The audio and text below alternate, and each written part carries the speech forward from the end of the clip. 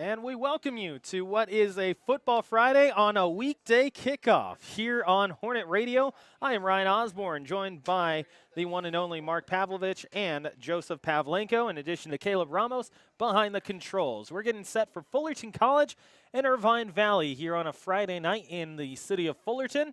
And as we get set for this one, Joe, Mark, you look at these two teams, plain and simple, you have a very high event team against a very low event team in what should be a chaotic affair.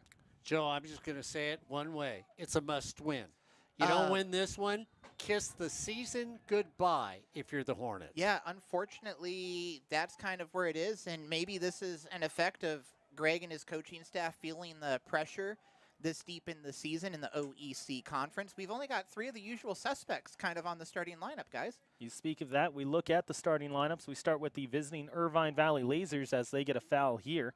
It's going to be Sensiro Murata, who has been excellent for them so far this season.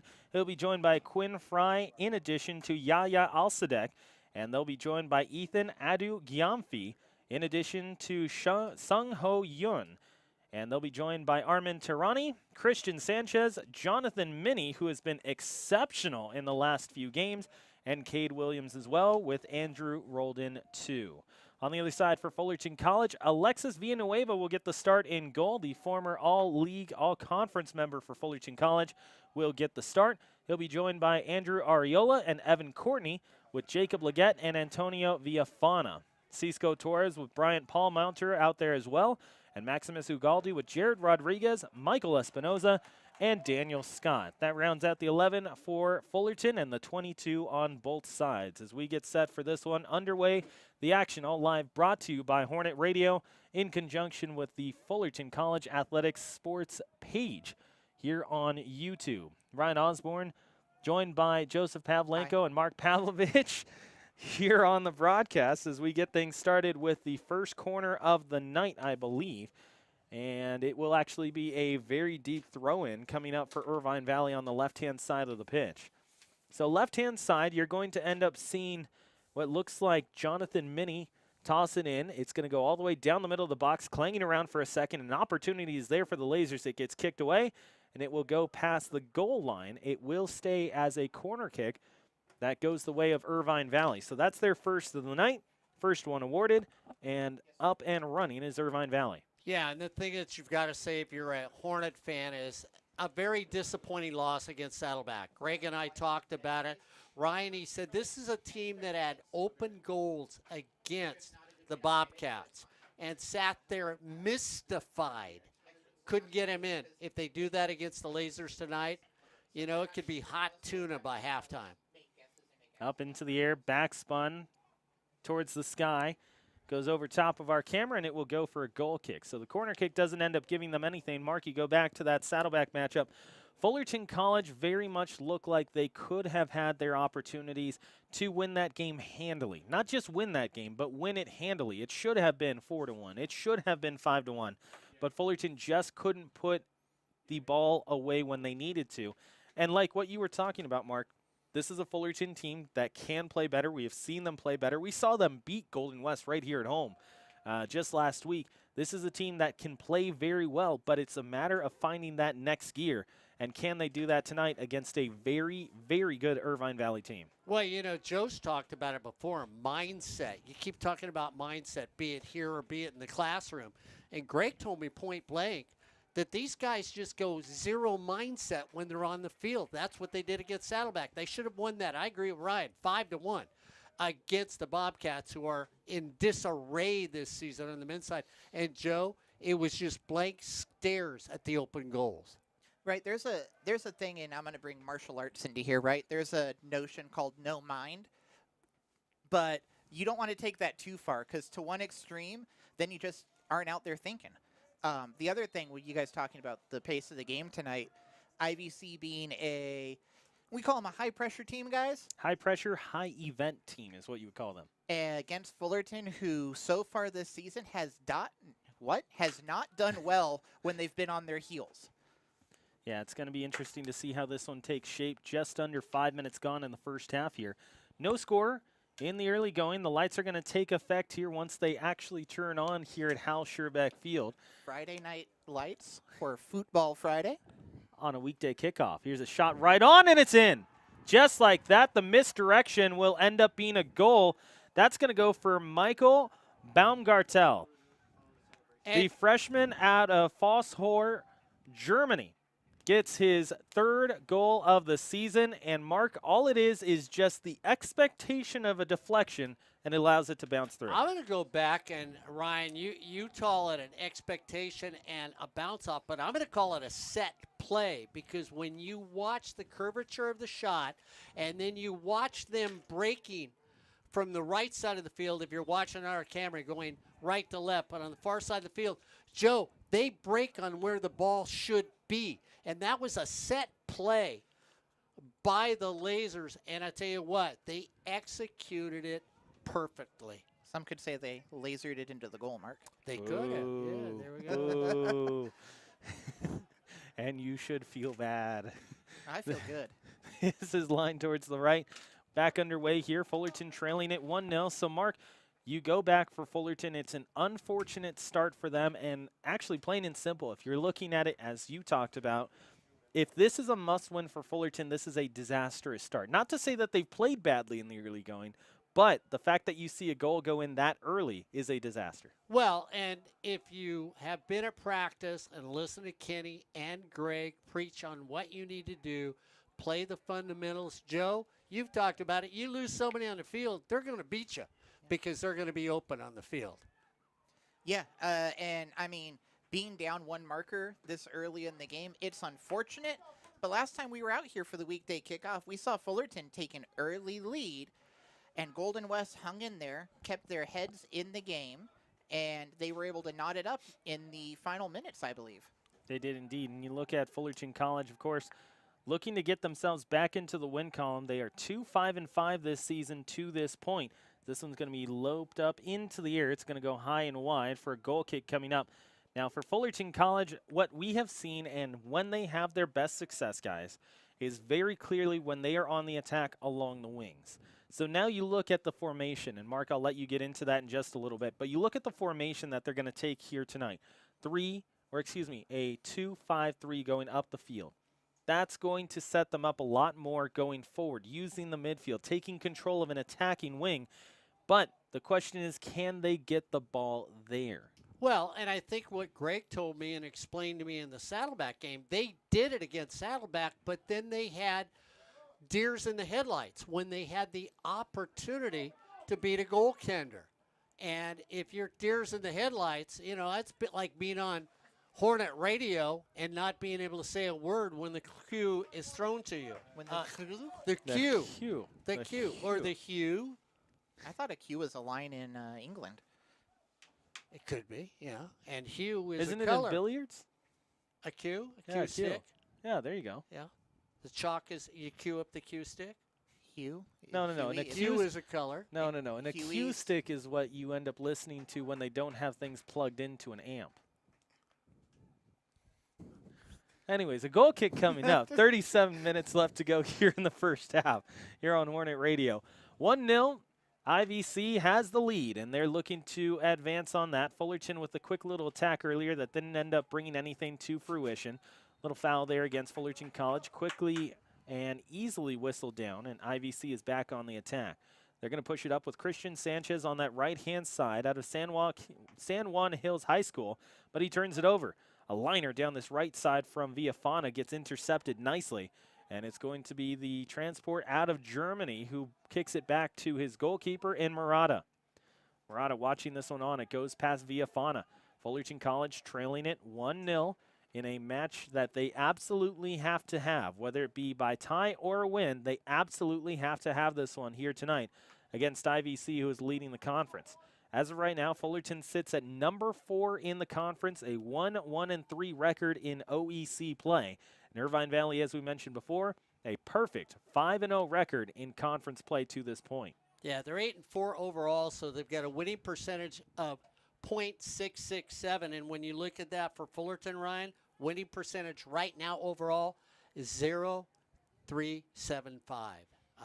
Disappointing to say the least. And yet we heard Greg talk about the unity on this team, which he was ecstatic about the way all these players feel for each other and care about each other on the field. You sort of think teams would play better that way, but he said it's been the opposite so far this season. Well, I got to go back to Irvine Valley real quick here, Mark. You look at Irvine Valley, they're entering this match on a hot streak. The Lasers have won 8 of their last 9 matches and have outscored their opponents 35-9 in that span. That is top 3 in the state of California from the start of September in terms of goal differential. And they are being led by a trio of attackers, which we'll get to in just a little bit as they have a set piece coming up. But 35-9 in their last 9 matches is absolutely insane. This one's loped towards the left-hand side. Easily getting to it in time was Tehrani. And Tehrani ends up heading that one well wide. So he got actually too far in front of it, Mark. But here's the issue. He had no one around him. He did. Another set play. And Ryan, when you brought up those numbers, that's a 4-to-1 ratio. When you break it down, and I'll tell you what, Joe, give me a 4-goal lead and let you finally score. It's fine with me in this match in soccer. Yeah, and I mean, the one thing we can't forget is we always see this Fullerton Hornet squad. They're always evolving. Greg and Kenny at the helm of this team. We've seen them a little bit slower of a start as that one went, I think, just wide. So right there, Fullerton College forces a turnover. They catch Murata out of position, and Villafana ends up lining this one a foot outside the post. And Mark, that's one of those chances that you're going to see not only later tonight, you're going to see it when you close your eyes and go to bed. Yeah, and that's what happened against Saddleback. And so Greg is sort of befuddled on why this is happening because he said, they're there, the goals are there. We just don't make them right now. And we all know we've been around teams like that no matter what they do, it just turns the wrong direction. And so far this season, that's what's happened to this Hornet team. Well, that's something you and I have talked a lot about this season. One, Greg and Kenny's adaptability. We've seen, like with most squads that they helm, the team evolve as we get deeper into conference play. But the other thing is, it seems like Lady Luck just isn't giving this squad any love. Yeah, and I agree with that, Joe, because last year, how many times did we think they were going to lose a game, and all of a sudden somebody would score with a minute to go? Or less. Or less. Or they'd win it with a minute to go or less, and we'd all sort of look at each other like, oh, they're destined to do things. Down the middle of the park, it clings around. Pinball's there for a second, and it will be cleared away by the Lasers. They try and bring it up, can't do so successfully. Here's Villafana trying to get away from 2. Another opportunity. A shot is taken. That's going to be blocked. Opportunity for the Hornets, but it will not matter as that goes offside. You know what? This is what I've wanted to see from them all season, though. You can't score if you're not taking the shots. They're missing maybe just a little or way wide, but they're taking those shots, and hopefully we see them find the back of the net. Yeah, but here's the thing, too. It can't be too late in the season. Quiet you. Yeah. Quiet you. You know, if it's too late in the season, season's over. And then all of a sudden, you're not going to go anyplace. Well, that's why they need a win tonight. They do. Yes, I agree with you.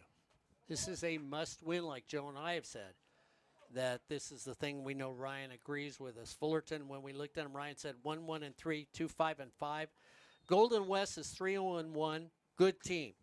Cypress 2-1-1, 6-2-3 overall. They played some big name teams.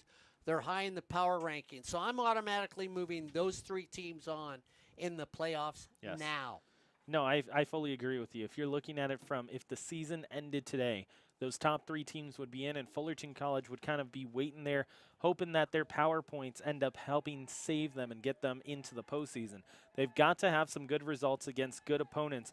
That's exactly what they have an opportunity to do so with this tonight. Here's a foul against Fullerton College, and Mr. Williams ends up blowing a tire after the play is over, and the coaching staff for Fullerton saying, hey, wait, wasn't that just a little late? But the official says, no, I was waiting to see what the advantage would be, and it will end up being a set piece coming up, or a free kick, I should say, going the way of the Lasers. This is more whistles or fouls or penalties called than I've seen in the first half of almost any game that we've been out here so far this season, guys. Yeah, I agree with you, Joe. But if you saw the first tackle in this game by Irvine Valley, it was a physical shot. I mean, it was to send a message to the Hornets, we're here to win. And, I think you'd take a yellow card on laying somebody out on this nice field tonight here at Hal Scherbeck Field. So, Bum. Mark, Brian, OEC, very competitive conference. Always. Is that why, with, let's be honest, the Hornets having not the greatest record we've seen them have in recent history, we could still say today's do or die, and they can be in contention because this is such a tightly competitive conference that there is sometimes a standout that runs away with it and is the leader of the pack, and everybody else is just kind of swimming in the middle? Well, Ryan hit it on the head. They're going to go to the power rankings and see where everybody sits with the power rankings. That's like RPI and softball and baseball, stuff that I don't like. I will always argue it against it. Greg said he never looks at the power rankings because he should know where they're at. I'd like to have asked him today, where do you think you're at in the power rankings? But Ryan, we know that's where they're going to go to the outsiders that get in that maybe don't belong there, or maybe are these teams that win it out of nowhere land. Yeah, and it's going to be interesting, too, because, Mark, you look at something like last year. You look at the PowerPoints from last year. There were a couple teams at the bottom of the standings that ended up getting seeds that we looked and went, how? How are they in? And the reason why is because they played good teams, and they may not have gotten the result that they wanted, but as long as they played them close, they were in. Yeah, it's how bad you get, Joe. It's how bad you get beat by a good team, and then do you luck out and beat a good team? And if you beat a couple, then you're okay. But, this is where losing pays off. That's why I don't like RPI, because you get paid off. I mean, Cal State Fullerton down the street, softball years, made it to NCAA playoffs because of their RPI. They would play big-name teams. Even if they lost, they were rewarded for it. Because the caliber of the team that they ended up losing to. Yeah, exactly.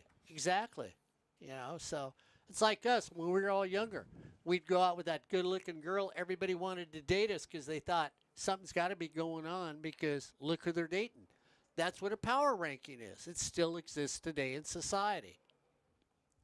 I'll pretend I have that experience. Okay. Okay. You notice how Ryan just sat there silently, so that's okay. Raquel, you can smack him when he gets home. Ball on the other side of the field. I don't even know anymore. It's 27 and a half left in the first half. 1-0 IVC with the lead. Ball goes back to Murata. He almost turns it over once again and has to get it away.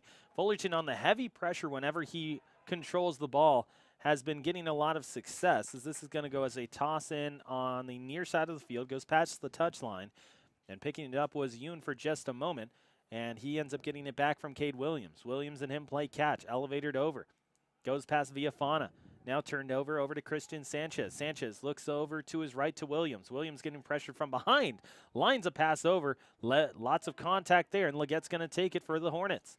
Leggette looking to move to his left foot, ends up giving that away. Fullerton has to chase after it. Sees it go to the right side. Cisco Torres has to get back to it. A liner down the middle, bounces up, and it's a corner kick in favor of IVC. So, at the moment, neither team really completely controlling the pace of play, Mark, but the bounces have gone the way of IVC. Well, Joe, I'm going to look at you and say IVC just looks smoother and cleaner on all their passes on the fields right now. I was going to say, those passes looked as smooth as peanut butter, Mark. You know what? And when you put the right jelly on top, that's when a goal happens. Only grape, only boysenberry. Those are the only two that are allowed. Corner kick taken, far side liner. It's flat, it's up in the air, it's a shot, but it's going to go up and high.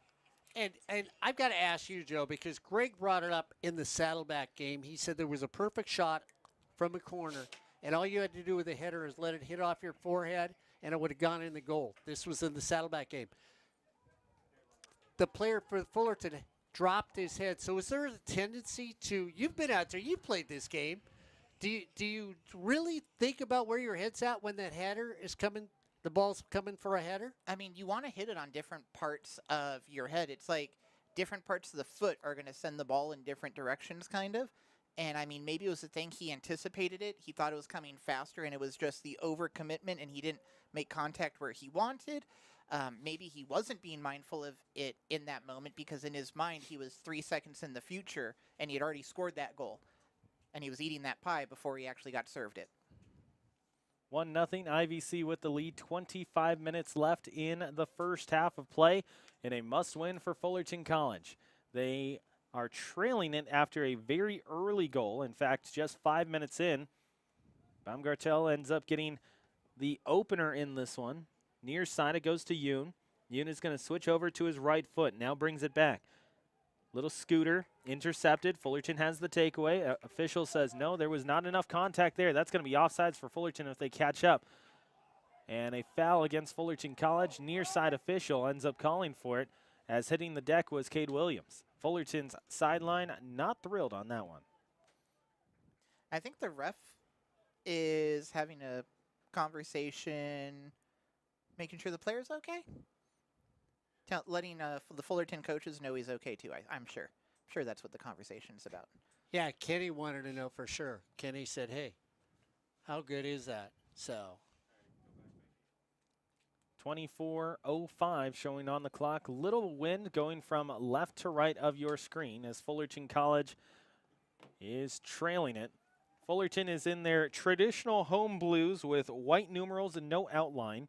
On the other side for IVC, they are in all white uniforms with navy blue numerals, no outline. you know what? Everybody seems to have white uniforms this year as travel uniforms. Yeah. On the men's side. I feel like that's Not standard. necessarily true on the women's side. I feel like that's kind of standard in professional soccer. Is it? It depends. It depends on what league truly, because you look at a place like, let's just say you go to the Spanish league, right? You have a team like Barcelona. They're not going to play in white uniforms. They're going to play in their traditional blaugrana. You look at Real Madrid. They're in white. You look at MLS here stateside. You look at a team like LAFC. LAFC plays in their black uniforms at home. The LA Galaxy play in their white uniforms at home, or even on the road as well. So I think you usually have your primary kit, and then you have a change kit that you can go to. For Fullerton, their primary is this navy blue.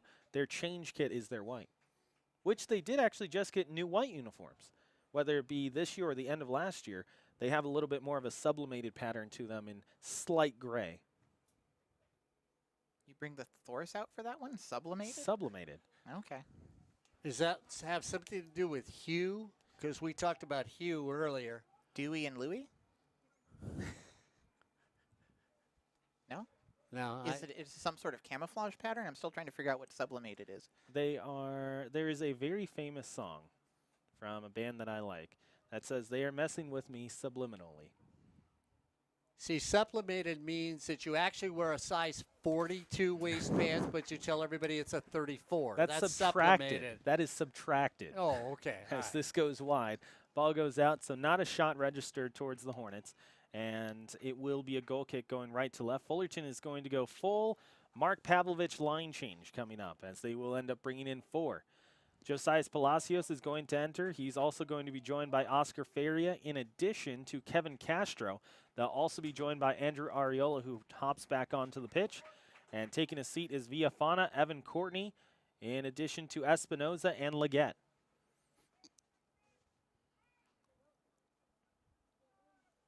Goal kick is away. Fullerton trying to keep on the attack. See the ball floated up into the air. Now drop down, goes off the side of the foot and ends up finding its way to Fabian Perez. Perez booting it to his left, looking for Palacios. Palacios trying to get to that ball. He just can't work past the screen of Adu Giamfi. And Ethan Adu Giamfi is able to find this all the way to the goal line, and it will go across for a goal kick. So is this one of the few teams that it seems Fullerton is able to sort of beat in a foot race? Or like when we talked to Greg last game, that concept of total speed, you know, raw foot speed plus dribbling speed, that they're able to move faster than IVC? Or is IVC not need to put on the gas as much because they're better at controlling the ball? I'll go with the latter. I think IVC's better controlling the ball, so that's what makes them look quicker on the field. Here's Paul Mounter. He has to get back to it. Wisely kicks it off the right leg of the attacking. It looked like Cade Williams on that right side of the pitch. Ends up deflecting all the way back to Villanueva, and he's going to boot it off the deck. Now it finds Palacios. Palacios has to control on the spinner.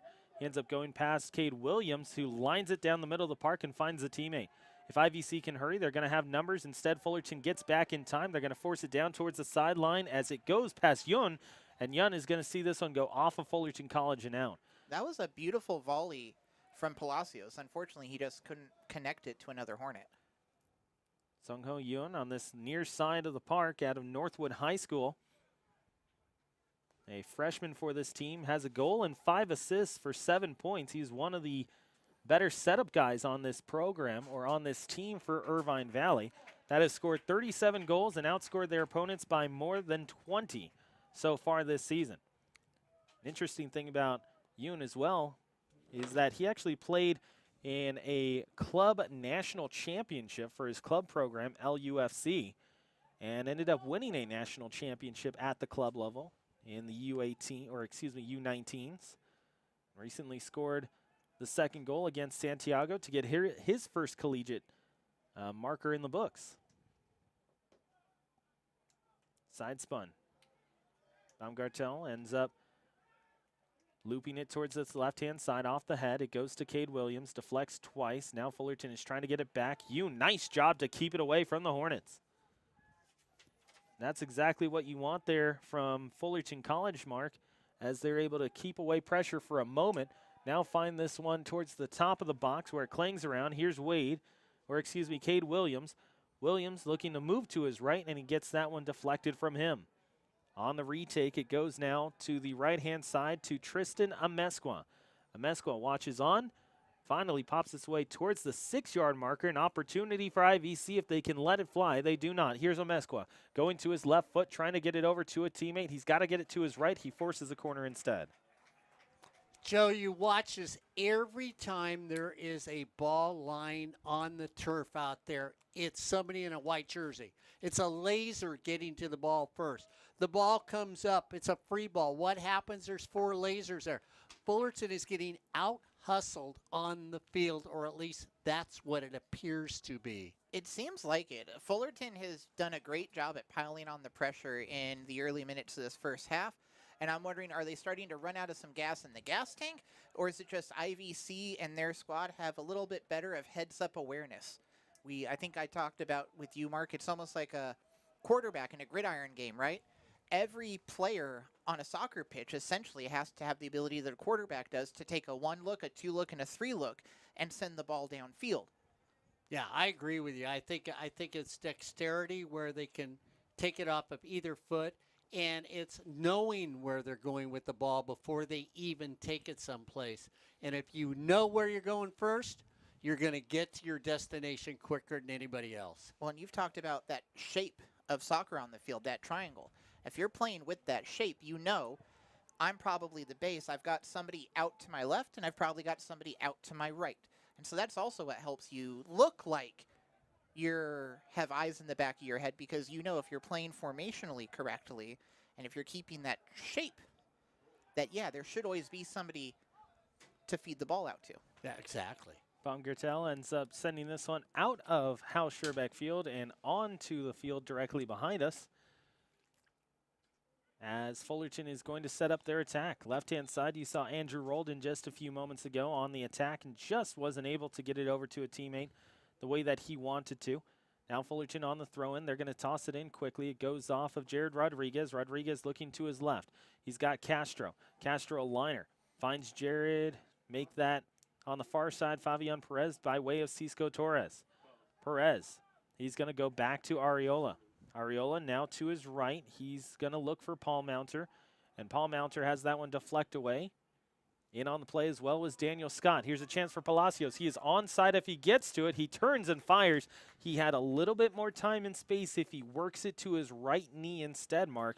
But in this case, what he does is he just tries to take it right off the bounce, guys. And because he goes off the bounce, it goes wide. Yeah, go ahead, Joe. I was going to say, that seemed like a cheeky run. You called it onside, but he was flirting with offsides, and I think almost using one of the lasers to kind of body block him as he was trying to cheat his way up the field a little bit.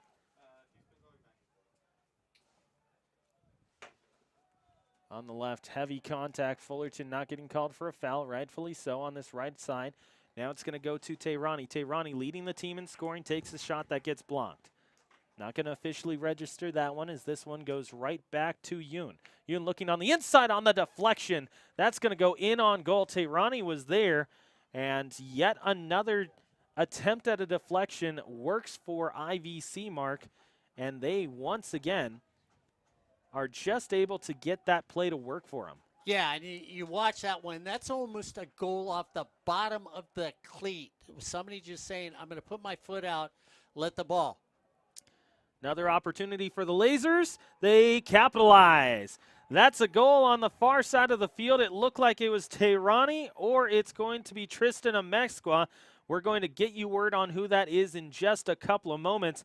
But, Mark, all it is a quick turnover by Fullerton College, and it turns into a very solid, immediate strike. Well, what you do is you go out wide, and when you go out wide, you draw the goalie with you. The backside of the goal is open, and if you can, exactly, Joe, if you can take it back like you do in that shot, there's no way the goalie can help him. And when you look back, there's 3 people back there defensively. Who's got that player is the big question. Yeah, it's that, I think one of you guys made a joke or a comment about tiki-taka style play and the frantic passing. I don't think IVC is quite doing that sort of passing on the field, but that's the whole idea. When some people see soccer and they see all the passing, and they go, what's all that about? You're setting the passes to try to draw people out of position, whether it's another forward, a midfielder, a defender, or in this case, the keeper. Yeah, and exactly a nice play. Here's Palacios off the crossbar, and the save is made by Murata. What an excellent parry there by Murata on the quick and reaction that he had to have, because that was another turnover inside the box, and Palacios jumped right on top of it. That should be a handball going against IVC. But Fullerton with yet another shot that doesn't end up going in. An excellent save there is made by Murata, Mark. And I'm going to go back to what Joe said earlier. Last year, those went in. Last year, they dove down. This year, they can't buy a break on the soccer field right now, Ryan. And you've seen it. These are clean, good-looking shots. These aren't where you go, oh, if you get a little lucky. Yeah, Palacios on the take there had an excellent – he had excellent contact on it. That one was absolutely belted in on goal, and yet Murata is still able to get a hand on it. And that's the thing, too, Mark. It's not like he gets a hand on it and pops down and falls for another opportunity for Palacios. He deflects that one up because he knows all he has to do is get a hand on it and get it away so that way he doesn't allow for a rebound to take place. Yeah, and that's one of the things. And the thing that's interesting, too, about him as a goalie, he comes out so high. He dares people to beat him. And so far, he's been pretty exquisite this entire season. A few moments ago in the 31st minute, Andrew Roldan gets another goal credited to him. That's his 7th of the season. He now has 17 points to his credit. For Roldan, he has been excellent for this program for IVC. In high school, he was a first-team All-Region TASCO member, also scored 2 goals against San Antonio Johnson in the quarterfinals to send his team to the semis against Los Fresnos, who they would eventually end up beating by a couple of scores and find themselves in their district's final. And they would unfortunately end up losing in that final, but it didn't matter, as he had 24 goals in his senior season over at Lake Travis in Texas. I was going to say, do you say Lake Travis in Texas? Lake Travis. Or Lake Travis in Texas, one of the two. An excellent player in his own right in high school. He is showing that he can continue that pace here at the collegiate level. Again, 7 scores so far this season, 3 assists to his credit. He's got 17 points, and he has been phenomenal for the IVC Lasers, who currently lead the OEC. And if this final, or if this result goes final later on in this one, it would end up proving to continue to keep them not only in first, but by a game and a half. Yeah, and when you look at Irvine Valley, they've got a lot of local talent, but Ryan, at the same time, they've gone outside the country. They've gone to Germany for a couple players where they've been able to do that. Like we said, South Africa is another place that they've got local players too, but then you get people from San Jose, New Zealand, and then like Travis, Texas.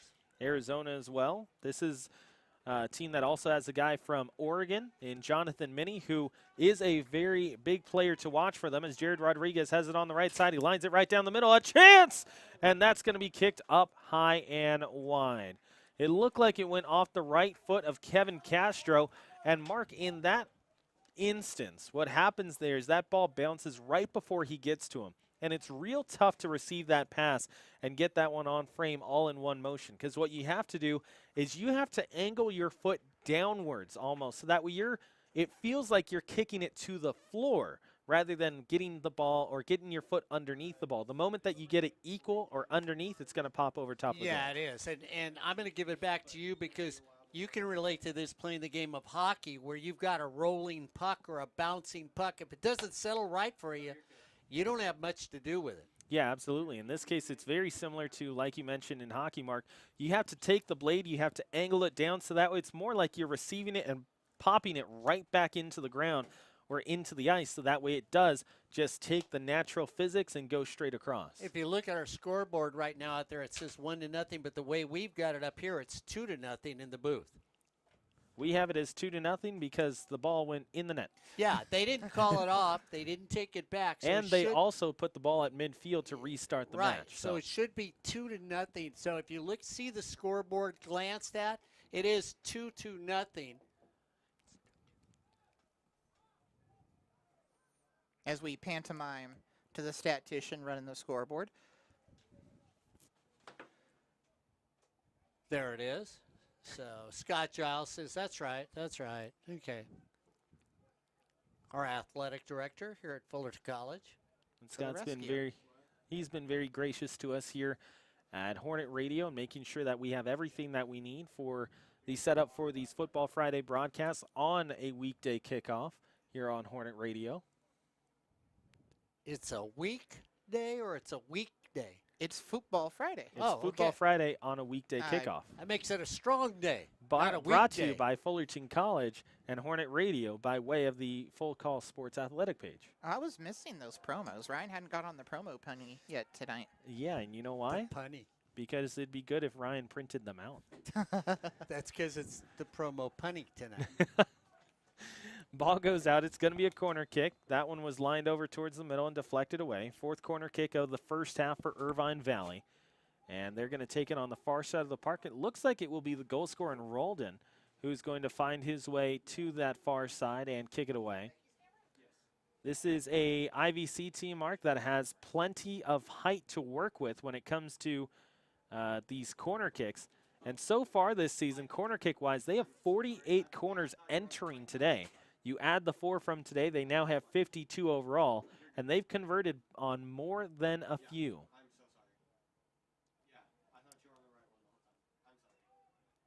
So everybody's trying to set up. The officials are going to come in now because what you're getting is you're getting jostling in the middle of the field. And, of course, when jostling goes on, you grab, you clutch, you hold on tight to the individual, and you get told by the referee, hey, you've got to allow people to be free. And what do, Ryan? You take them right to the ground. Oh, there it is. Mark says, hey, you got to let everybody free, you know. And it's like you just trap the entire crowd. Booted liner, that's up down the middle, and it's a goal. But, however, hold on. Espera un momentico. This is going to be called back. So the ball goes in the net. It looked like there was a foul. Is the foul on Fullerton College for a penalty kick? Yeah. Yes, that's yes, what it looks is. like. So yeah. if you're Irvine Valley, you think you get a goal. You don't get a goal. It's going to be a penalty kick, and for Irvine Valley, they have not taken a penalty kick so far this season. This will be their first of the year. And I think that's what their discussion was too, Ryan. Hey, we scored a goal, and now you're going to take it away from us and say we have to have a penalty kick. And, of course, this is one of those things that now when you look at the Hornets being down 2-0, this just could put the gravy on top of the mashed potatoes and smother everybody. The approach is there. The kick is away, and it's blocked. The save is made, and Fullerton comes away with it. Trying to line that down the middle was Armin Tehrani, and Tehrani ends up deciding the incorrect way. Fabian Perez celebrates as Fullerton College comes away, still only trailing it by 2. And this is where now, if you're the Hornets, you got to get excited. You've got to get one to feel like you're back in this game. And you should feel like you're back in this game because that was a heck of a save made by the goalkeeper. It absolutely was, because, Mark, here's the big thing. It's most difficult to save a penalty when it comes in with pace. If that ball is floated or if it's aimed, a goalkeeper can get to it quicker. But in this case, what happens is that the goalkeeper for Fullerton College, Alexis Villanueva, with his previous experience as an all-league, all-conference guy for Fullerton College, is able to use that wiseness, that wisdom, that wisacivity, as this is a chance for the Hornets that it doesn't end up going on goal. And for Fullerton College, it's the opportunity to see their goalkeeper lead the way by trailing the back foot that ends up getting the piece of the ball. Let's hope that that turns into a little magic for this Hornet team now with 4:12 to go in this game. Near side, IVC trying to go back on the attack. Here's Tehrani. He's going to load one up, take a shot that, well, it looks like us on the golf course, Mark. I tell you what, talk about a shank. And that's exactly what that happened. So we shank a shot going right to left. And he's got the leg to do so. He has certainly shown that in the past. He's got a couple of goals from outside the 18-yard box that have gone out, or excuse me, gone in for him. And this ball ends up being tossed back in. Fullerton on the attack. Baumgartel is able to take it away. Marquis had a dazzling game in the first 45. Little give and go here, taken back by the Lasers. Chance on that right side, and it looks like it's going to go Fullerton College's way. I believe that was a handball. Yeah, it was, Ryan. He came up, and when he came up, you could tell he caught it off the arm in the elbow area, and they're going to call that a handball when you get it down the elbow area.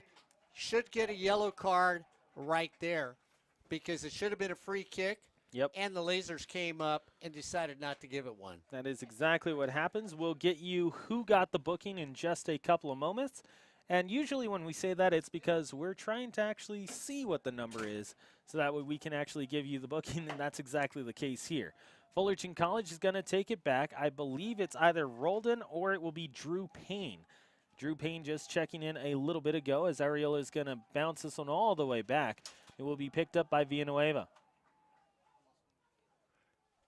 That comes in the 43rd minute of play. Fullerton trying to get one back here. They've got a good little liner on that far side to Palacios, but he doesn't continue the run, Mark, as he turns back to his right. Now he's kind of stranded for a second, getting back towards the sideline, trying to move back to his right foot. Can't do so. He's got a teammate lined down the middle, and it will be cleared away. So it's a tough one there, Mark, because if you're looking at your attacker, you're saying you've got to be able to go with that at least to the corner and let everyone else catch up with you. Yeah, but when you watch the defense and you watch what the Lasers do is they get back quickly. They've got 5, and I'm going to go, Joe, to that triangle defense we were talking about. That's exactly what they had. People on the right and the left, and in front of him, he had no place to go. Yeah, it's you close out the spaces, give them no lanes, right? That's why we see a lot of teams take the ball down the wings and try to feed it to the center because it's kind of easy to cut off angles, right? It is, yeah. Ball goes out. Fullerton is going to have a deep throw in.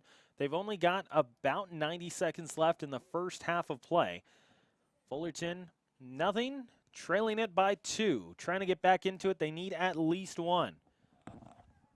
Check down, it goes to Kevin Castro. Castro on the floor ends up having that one intercepted. Hornets and Lasers both fight for it. Now it's checked back down to Castro. Castro trying to boot it to a teammate on the right side, and Ariola. Ariola taking a look at it. It's a throw-in now for the Hornets. Photographer down on the right side trying to help Fullerton College get in on this quickly. A chance back door, and Fullerton can't get to it in time. Going to go to the goal line. It will end up being the first corner of the game for Fullerton College, and it comes with about a minute left in the first 45 of play. Yeah, and I don't think there's going to be much of any stoppage time at all, Ryan. I think you are absolutely correct here, Mark, as this is going to be, looks like Cisco Torres with Jacob Leggett on his left. Everyone moving around inside the box. Ariola, one of the taller guys for Fullerton College, along with Paul Mounter, is there. Torres towards the back post. It's way over top of what looked like Paul Mounter, and he gets called for a foul anyways. So it's been all Lasers in this except for a great save on a penalty kick. It's been all Irvine Valley in this game. And that is where Fullerton is trying to get that momentum back, especially in the last 10 minutes or so. Ever since that that save was made, they have to be able to get their attack back and on the road, especially along the wings. We have seen them have success along the wings. We've seen them actually get their chances with high pressure here in this one. Their two best chances so far in this game have come because their front guys pressure the goalkeeper, and they have forced turnovers twice and missed on both chances thereafter. But, Mark, that high pressure is what has led to 2 turnovers, 3 turnovers if you include the one that didn't come with a shot afterwards. Yeah, and Joe, I'm going to go back to you because you've said, hey, if you're going to win these things, you got to attack. You got to lay everything out on the grass or the fake grass that you're playing on. And they haven't done that so far this season. Yeah, that you can't score goals if you take shots. I know, shocking. Wild revelation in sports. You can't score if you don't take the shot. But then the other thing that's been going against Fullerton is Lady Luck just doesn't want to smile at them this season is what it seems like. Well, it's probably gone over to the other football team who plays tomorrow again here for Hornet Radio as Bakersfield comes into town. The Hornets should come away with a victory, and if they don't, they'll be in the same situation as this football team, maybe going nowhere when it's playoff time. Wait, are we talking about the FC football paradox? That's it. Yes. Front side, little bump up, stays with the Lasers, swung down the middle, goal. That was right place, right time. You hate to see it as a Hornet fan, but Ryan, that was just a cheeky little header, and he almost dribbled the ball off the ground into the goal. I mean, I say cheeky because it didn't look like he put a lot of effort into it, as you guys both give me the side eye when I say cheeky little header. Well, in this case, I mean, I think Mark will agree with me. If you're that open, you don't really have to put much on that header because that one was swung over. And Mark, it is a broken play. That's what happens is the defensive breakdown is there because it is a broken play. That's going to be the end of the first 45. IVC is absolutely thrilled with how things have gone. If you're a Hornet fan, you are not so. You are not thrilled with how the first 45 of play finished off. They've got a lot of work to do. And if you're a Fullerton College supporter, alumni, or fan, you're going to look at this next 45 saying, what can we do on the adjustment side of things? We will see what happens coming up in the second half in just a little bit. But since we are at the half, we're going to step aside for a little bit. And the next voices that you will hear will end up being the first one of Caleb Ramos, as he has our halftime show here today. A little bit more information about the state of California, the Orange Empire Conference, and across the nation as well. It's 3-0. IVC with the lead at the end of the first 45 of play. As we go into the half, you are watching Football Friday on a weekday kickoff here on Hornet Radio. Hello and welcome to the halftime show. Fullerton is down 2-0 to IVC here in this match, and we have a quick recap of the OEC standings. I'm here with my partner Joseph as well, and Joseph, only 3 teams are at or above 500 in the OEC. It's the IVC Lasers, as we're seeing today, the Cypress Chargers, and Golden West. IVC is 8-4, 5-0 in conference. And they have 3 goal scorers in the top 5 for OEC. It is Armin Tarani with 8, Isaac Nixon with 7, and Andrew Roldan with 6. Yeah, Tarani's been, what he's got, 8 goals, 7 assists, 9 games played. That's what, 15 goals and assists on 9 games played. He's averaging about a goal a game, so he's been having a great season so far. As well as Isaac Nixon, he has 7 goals, 1 assist. He's looking to boost onto that. I believe what was it, Andrew Roldan? Yep, Andrew Roldan also got a goal in the game as well. IVC, as we're seeing today, is the team to beat in the OEC, Exactly, right? yeah. They've only had 1 loss since an 0-3 start to the season to top ranked in the state, I believe number 8 in the state, Yeah. Cuyamaca. That's their only loss since they started 0-3. And I mentioned 3 players in the top 5 for every category. That's the same thing. They are top 3 in all major offensive stat categories except shots. They have a top 3 in all of them. And Sensiro Murata, the goalie for them, is top 5 in all goalie stats except goals against. So we're just watching a fantastic team play some football here today. Exactly. Beautiful football, and we've seen it today in the first 45. Beautiful football on display all around. They are looking for their 3rd OEC title here in soccer. They last won 10 years ago when they had a total record of 10-0-3. One of the 2 teams that could potentially stop them, Golden West, 3-3-3, all 3 wins and 1 tie coming in conference. How do you explain that uptick in conference play? Really, what happens is a conference, and throughout all sports, when it's a conference rivalry, anytime you're playing in conference, you never know what can happen. Anything could happen. It's one game, 45 minutes, first 45, second 45, 90 minutes total. Anything can happen in between those first 45 and second 45. So, like we seen against Golden West here last week. Golden West came in. Fullerton College was the better team all around. They had so many shots they could have finished. Came out with the 1-1 result.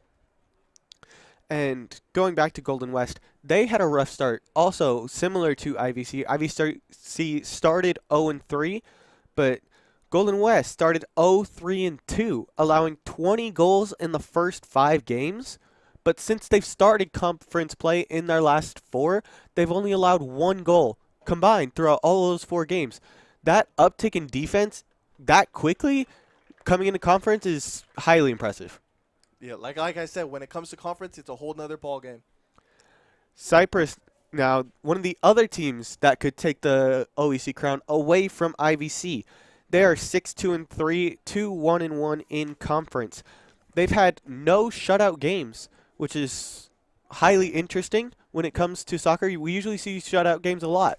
But at the same time, they've allowed the least goals scored against them, only 17. So good defense, being able to spread out the scoring is highly good for them. Yeah, and Cyprus is number 3 in the OEC ranking. So you just talked about Golden West, 2nd place in the OEC, Cyprus in 3rd. Like I said, you never know what's going to happen on one of these conference games. Anyone could win, anyone could draw, anyone could lose at any given time. Those were the top 3 in the OEC. Then there's a drop-off. Good records we've seen, drop-off to number 4, and it's the Fullerton Hornets. They are 2-5-5,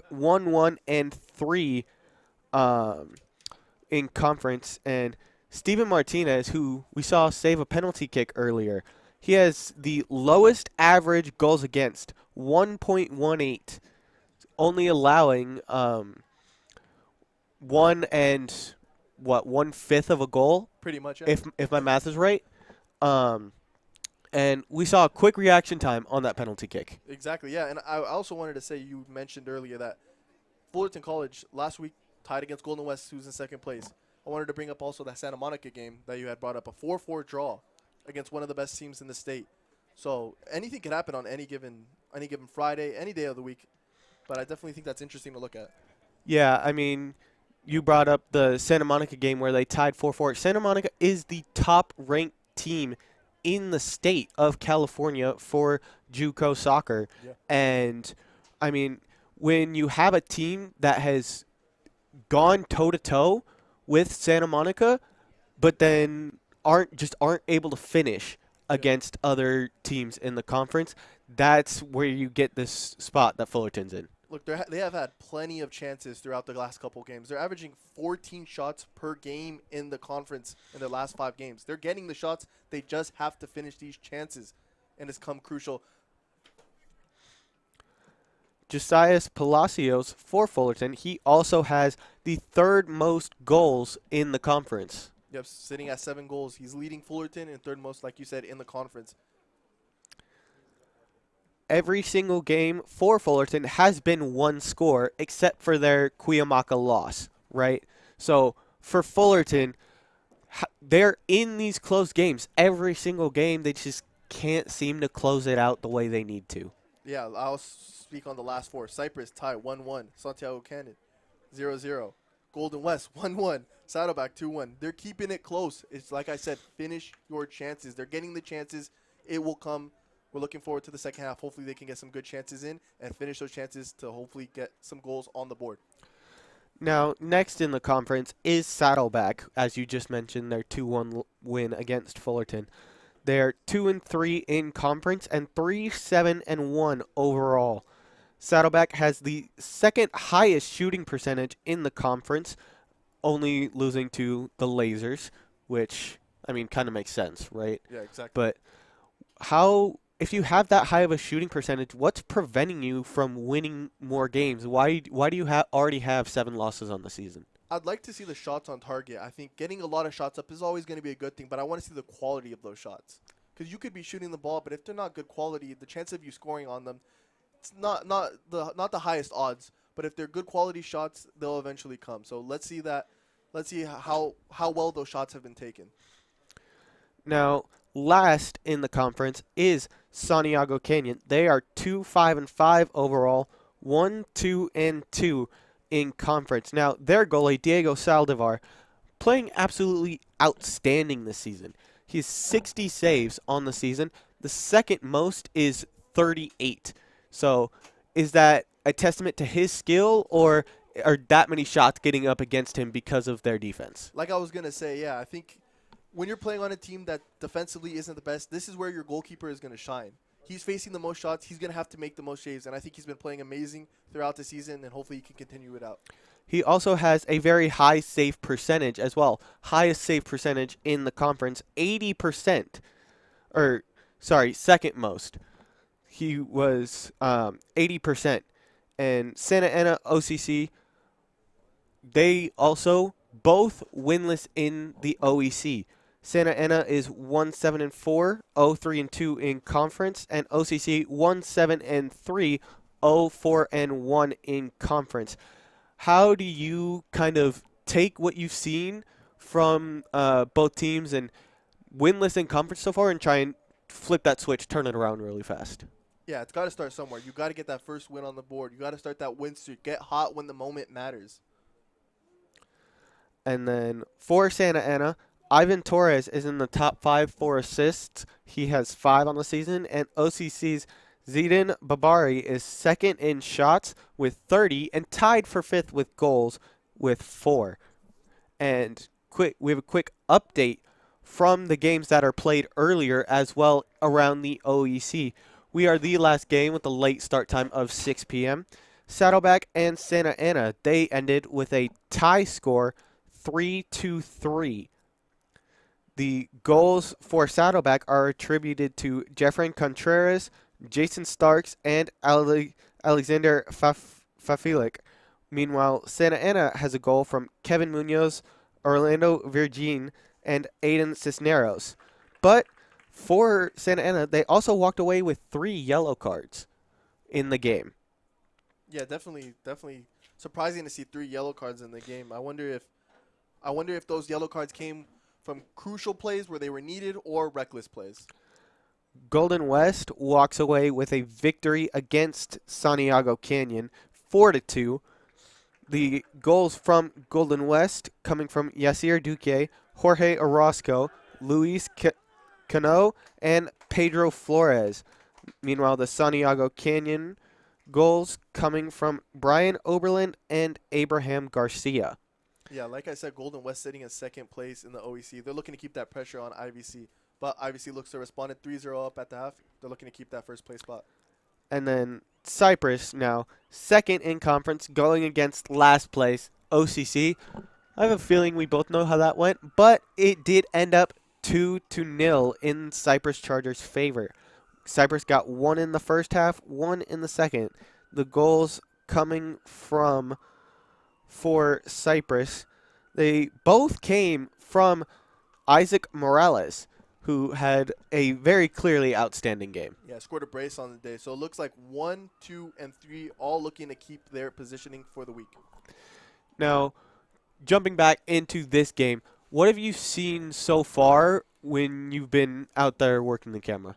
Yeah, definitely. I think from this game to start off with IVC, I think they're up 3-0 at the half. I think their set pieces have been phenomenal. They even had a goal disallowed on a set piece. Tehrani has been having some great crosses. Set pieces have been very crucial for IVC. Now going to Fullerton's part, I think that on the wings, they have been available to get some plays. Some crosses in. High pressing has helped out a lot as well. Goalkeeper San Siro Muerta gave up a bad ball in the back, which had a chance to score. He made up for it with a great save. Josias Palacios got the shot off. But that high press for Fullerton seems to be working. So hopefully they can keep that up in the second half. A couple of things that I've noticed from Fullerton is their shots are close. They're right there, and they're just not finding the back of the net. And also, I've seen a couple of runs down the sideline where they look to cross it, and then they just get trapped. So why do they do that? Why do they not try and cross it in and instead turn around on the ball and get stuck? That seems to be the story of the season. Look, you could make a cake, you could bake a cake, have everything, make it in the bowl, all the ingredients, but you have to cook it for it to be complete. And right now, Fullerton has not been cooking it. They have not put in the finishing touches. Hopefully in the second half we can see more of that. More great chances. Let's see some finishing. Let's get some goals on the board. You know, I think technically that's baking, not cooking. Baking. But we have a switch of sides as the teams get ready to go. A quick top 20 from the state of California. No OEC teams made it to the top 20, but IVC and Cyprus both got votes. And top 20 is Santa Monica with 8 first-place votes, and then Evergreen Valley, Hartnell, Santa Rosa, El Camino, San Bernardino Valley, Cuyamaca. Hartnell and Cuyamaca both got 2 first-place votes apiece. Feather River, Consumus River, Oxnard, Norco, Cerritos, Pasadena City, Folsom Lake, Las Positas, De Anza, Cañada, Taft, LA Mission, and Mount Sac.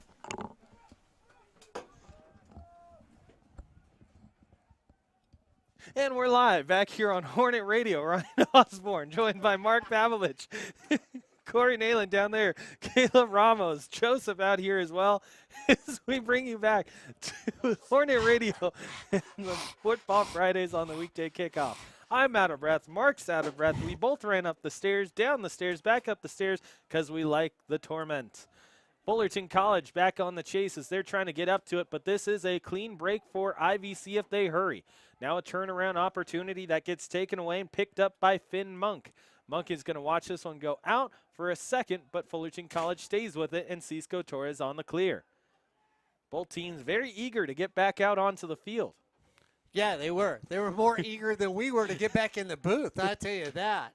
Ryan, we watched Greg down on the sidelines talking to his team. I would have loved to have been down there, had him mic'd up. I don't know if we could have put it on the air. But he just expressed himself. And for a man who loves his players as much as he does, and ladies and gentlemen, if you've never met Greg, come on out, watch a soccer game and talk to him. I mean, how much this guy cares for his players. Yeah. You heard it today, Ryan, and Yeah. you've been around him enough, that this has got to be breaking his heart, sort of. I got to think, even though he smiles at us, this has got to be very sad and frustrating for him because he knows they're better. And he knows him and Kenny are better coaches. Well, it's not only that, but I think you also look at Greg, you look at Kenny. They have such care for this program. I also want to include Alex Ione as well. They have such care for this program. As this one goes towards the left-hand side, it will be taken away by Baumgartel, and he tries to clear this away. Goes off of Evan Courtney and out Fullerton College deep throw-in. But It's difficult too because they look at us and they say, we know that these athletes are better than what the results are showing, but we're just not getting the bounces. We're just not getting the luck. We're just not, for some reason, it's just not all happening at the same time.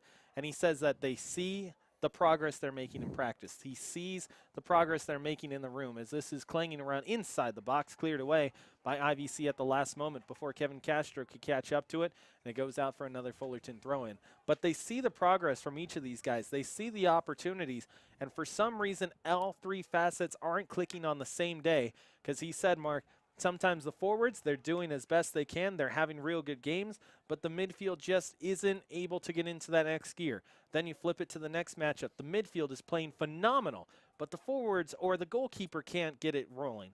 Then you go to the next match, and the goalkeeper and the midfield is going great, but the forwards are looking for that extra gear, and it just hasn't been all three facets that have clicked on the same day yet. Well, I mean, I wasn't there for that conversation, so I'll take your word for it. But you can kind of see that the team isn't on. I think earlier this season I was even saying, Mark, it felt like the team was a engine trying to cold start. It just wasn't able to turn over. And, I mean, if only half of your pistons are turning over, your car's not going to start. Yeah, that's true. And the thing is, you always look for an identity as a team. I don't know if any of us would say this team's got an identity, except that we've been told by the coaching staff that all these players truly care for each other as individuals. And that's what's got to make it tough because, Ryan, as hard as you try, sometimes you try too hard. I know people are going to say, oh, come on, old guy, that's ridiculous. But you press, you try, and you do things you don't normally do. And then all of a sudden when you think you've got to find your identity again, it's just lost, baby. It's lost because you haven't been yourself. And, you know, it's one of those seasons where the whole team has not been itself here on Hornet Radio. Ryan, Joe, myself, Wade now on the board. Caleb went outside. Hopefully you enjoyed the conversations the boys had in the interview. Those boys. Those boys. This is going to be Villafana Dos gatos. trying to take it away. Two cool cats? Yeah. Where are the cats? We don't have a cat problem. Hey. Cypress College, we love you too. Here, kitty.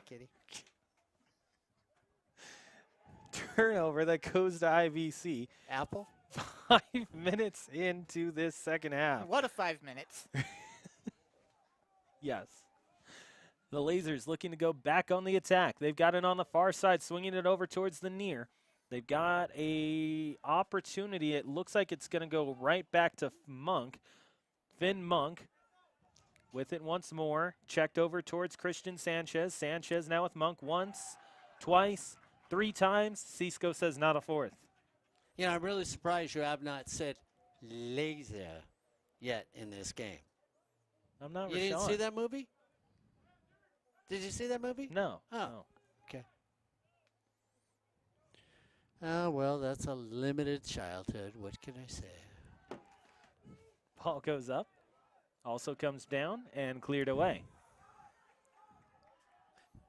Spinning wheels have got to go round. Getting in my generation. Here's Leggett. Leggett with Evan Courtney. Courtney to his right foot finds a teammate, Villafana. Villafana still with it for a chance. He gets that one scooted away.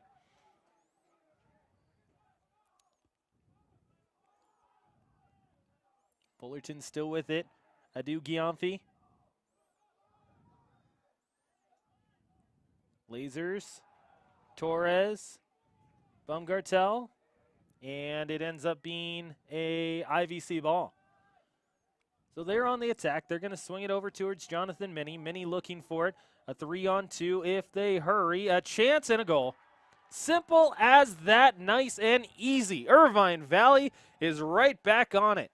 That's the 4th goal of the night for IVC, and it's just that quick. The swing over for Irvine Valley on the far side. They line it down the middle, and it's a nice little layup on an alley-oop pass from the H&Hornets to make it a slam dunk 4-0 lead. I tell you what, when you let runaway horses get after you and you all run at the same length, Joe, you, Ryan, and I stay evenly coming down the field.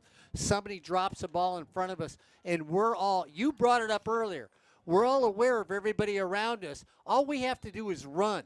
That's exactly what they did. You couldn't have painted a prettier picture. Prettier.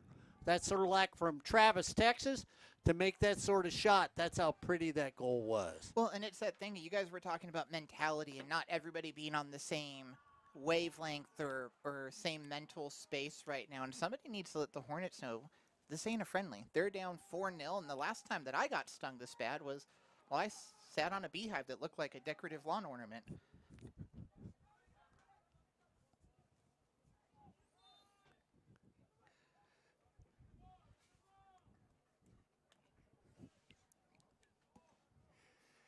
Ouch.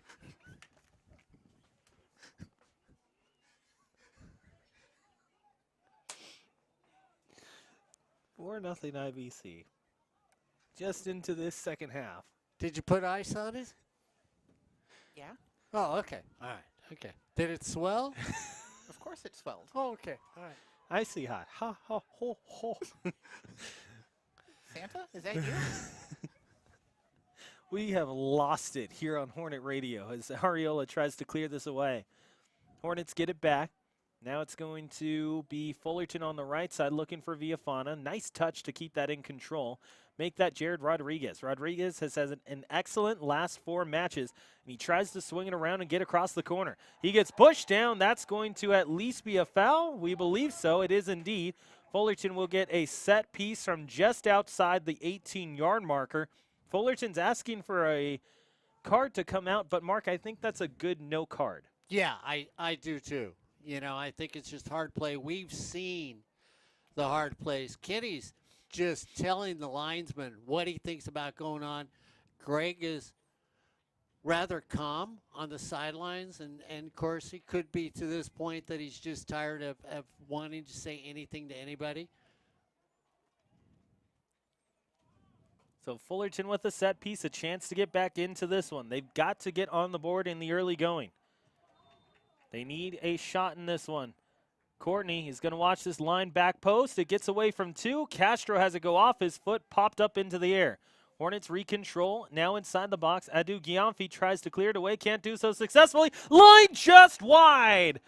Paul Mounter had the best chance of the game for Fullerton College. And Mark, you watch that develop from here. It curls towards that far post and misses it by maybe 3 inches. Yeah, I tell you what, that's like getting a little Beckley about 87 yards off, and you just put that little soft drop shot there.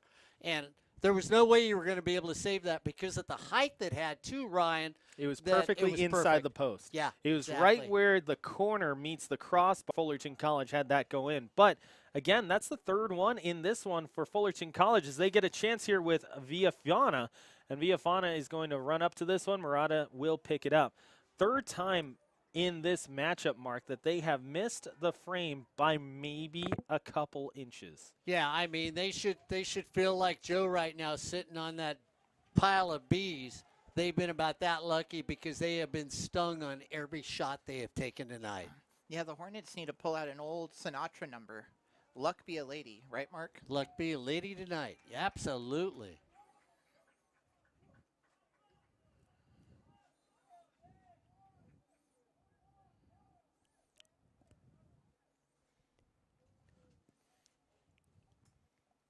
I got a fun fact for you guys while we're waiting for, is that a throw-in and stuff to be Is set it up? about bees?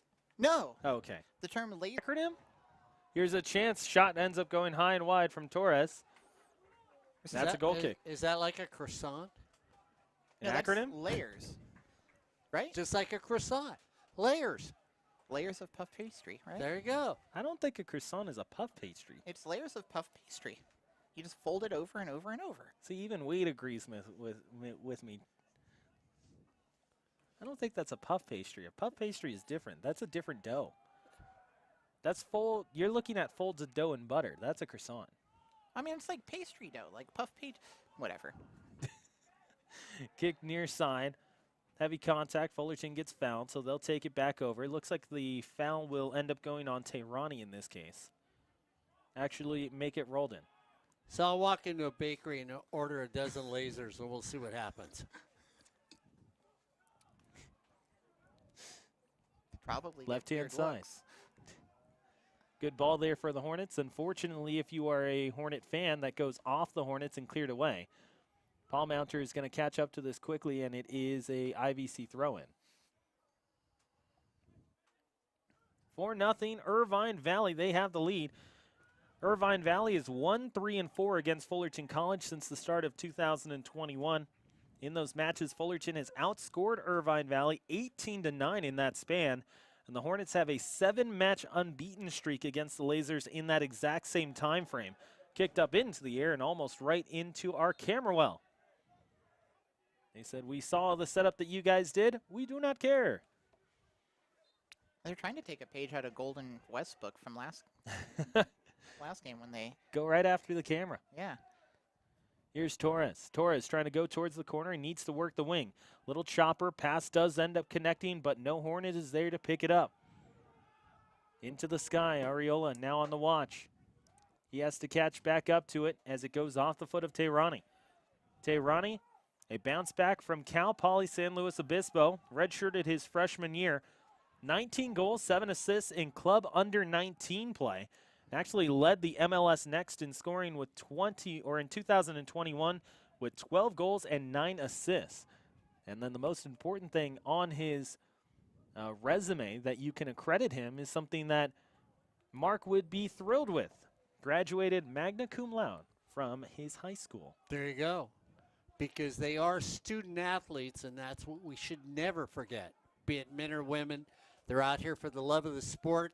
Hopefully the sport will take them to the next level of success in their college career, and that will put them in a place in life where they never have to turn around and say, what if? Here's IFEC on the attack. They've got a 3-on-4. Little contact, no call there. Far side of the pitch, it looks like Williams. Williams with it once more, looking for a teammate, cleared away by the Hornets. They have to catch up quickly, and it is taken away by Tehrani for a moment. He finds Christian Sanchez. Sanchez near side, that's an offside. Pretty easy call there for the officials.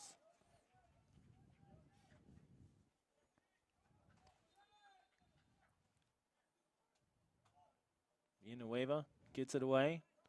Yellow card awarded to the bench for IVC. Alex Jimenez, 17th season at the helm of the Irvine Valley Lasers. At one point had quite the streak of playoff runs for Irvine Valley that was broken last season. Going from 2023 all the way back to 2014, 10 straight seasons of active plays. This one's kicked away. It will end up being a corner kick. Fullerton will take it back far side. They get the corner opportunity. But you go 9 straight played seasons. They made it into at least the first round of the 3C2A playoffs. In 2023, they played Mount Sac and lost in in double overtime. Mount Sac won that one 1-0. Then you go back to 2014. Lasers also made it to the third round of the playoffs at least twice in that stretch as well. So this is a program with a lot of lineage and a lot of reputation to it. Lined up the middle, down there for the Hornets. Still inside the box, punched away for a second. Bounced into the air, still with it for Fullerton. A header, double, twice, make it 3. A shot that ends up going up, and it's good for 3 points if it was a field goal, but it doesn't matter here. It's a tough one for the Hornets because they had 4 or 5 chances to get an opening marker, and they just couldn't convert. And you know, when you bring up Connor Ward, which Ryan did, not only did he know how to coach, but he was a professional player in his home country of Scotland, and he played for 2 different FC teams while he was there. And this is what you will find in the men's game here in the OAC. More coaches have this outrageous lineage of being professionals, and they bring in the play on the professional level to these community college players. Heavy contact, middle of the park, and the athletic training staff is going to be called over for Fullerton College. So a tough one there for the Hornets as They see an IVC laser end up hitting the deck, and everyone's going to take a look on who it is and whether or not they are doing okay. Ryan Osborne, Joseph Pavlenko, Mark Pavlovich, Wade Donahoe behind the controls right now as Fullerton College trails it 4-0 here on a Football Friday. And guys, you look at next week, Fullerton is going to have a couple here on Hornet Radio. And on the other side for Irvine Valley, they will end up taking on Golden West at home at 3 p.m. on Tuesday. You know, and then not far away, Ryan Osborne, I got to ask you. I don't say it in Spanish because I don't say it as beautiful as you, but we will be having on Hornet Radio Day of the Dead right around the corner. We will indeed. I can't say it very well because I'm not that good at saying it as well, but it is, in fact, Dia de los Muertos here at Fullerton College. We're going to have that live coming up this upcoming Thursday. It will be a broadcast from 5 to 8 p.m., so if you got 3 hours and you want to be educated on Dia de los Muertos, we invite you to join us on our live broadcast on Thursday night from the Quad, where Fullerton College will host Dia de los Muertos for, if I believe and remember correctly, Mark, this should be year 28 that they have had this event scheduled and hosted in the Quad. It is a beautiful event if you have the opportunity to go see it in person. We actively invite you to go see it in person instead of listening and watching us. We want you to go see it in person live beforehand. And then if you can't and you need the opportunity to at least keep up with what's going on campus and you don't have the chance to go in person, watch it with us. Here's Leggett. Leggett on the chase gets pushed off the ball. That's a penalty kick, and Fullerton College has a chance to get their opening marker. IVC doesn't like it, but it's a good call here, Mark, and the reason being is the arm extension. That's where the foul call comes. If it is just a little bit of body, you go into the guy, both of you hit the deck, you're not going to get that foul call called.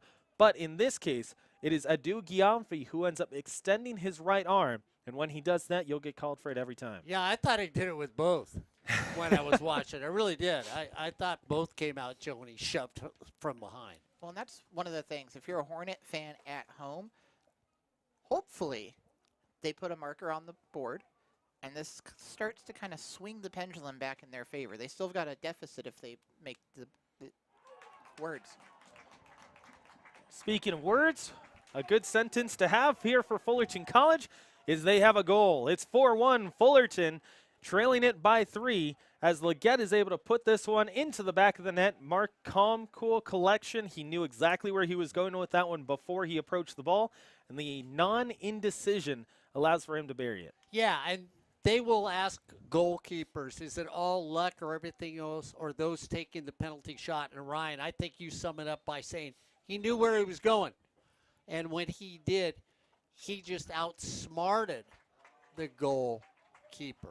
Fabian Perez is going to enter for Fullerton College as we get back underway, and Leggett almost takes it away right off the opening kick coming out of the goal. Cisco Torres on the bump back. He has to get it back to himself, walking it towards the corner, looking for the clear. Now tries to swing it over towards the left-hand side. It does go out and a throw-in now for IVC. A little bit of life and some time to work with, but they still have to get something going in a hurry. Well, this is something we've seen once the Hornets in seasons past as well. Once they get that marker on the board, it kind of opens up the team, and they kind of have a different perspective on the game. They wake up and they go, you know what, that was great. Let's do it again. And they're trying to do exactly that. Little liner, left-hand side, plenty of room to work with, near side where Diego Bravo will pick it up. Diego Bravo down the middle of the park. He's got a teammate in Ariola, backdoor, and a corner kick for the Hornets. Life in this team very quickly after getting the opening marker for them. They've got a corner kick coming up, and Mark, you see the active play by the center back there in Ariola. He takes a step towards the offensive front, and he almost gets the second one for Fullerton College. Yeah, and I like that life is picked up completely. And if you're a Hornet fan, you've got to be excited about the reaction. It's not, hey, we got a goal, we're down by 3. It's, we're back in the game. Here's a chance. Fullerton sees that cleared away. Diego Bravo has to catch up to it, but IVC gets there in time. It's a foul against Fullerton. So a tough one there if you're Fullerton College. You're trying to get that extra chance off the corner kick, but instead it goes as a foul, and IVC is going to be more than happy to waste a little bit of clock here And here's the thing, Mark. When people look at gamesmanship, they always think of it as it's one of the worst things you can see. You're tired of time wasting. You're tired of seeing guys hit the deck. You're tired of seeing guys approach the ball slowly.